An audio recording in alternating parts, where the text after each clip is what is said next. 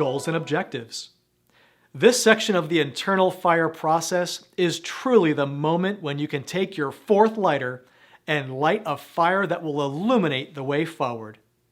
You now have an opportunity to contemplate which goals you wish to accomplish in the internal fires portion of FIRES. In this section, you will be using a model for goal setting that identifies hurdles, challenges, figuring how you will measure your progress, and ultimately determining any timelines or deadlines for realizing these goals. Now, turn the pages of your manuals and define your goals for lighting and tending your internal fire.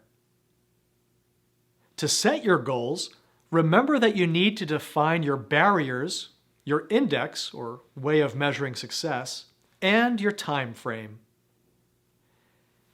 An example of an internal goal is, my goal is to overcome my high blood pressure barrier by working out 4 to 5 times a week, index, or a metric and a measure, by the end of the month, time frame. Briefly write up to 3 goals within the model framework and then transfer your answers to the next page of your workbook. On the following page, complete the assignment by writing the 3 necessary steps required, the objectives, to successfully accomplish each goal.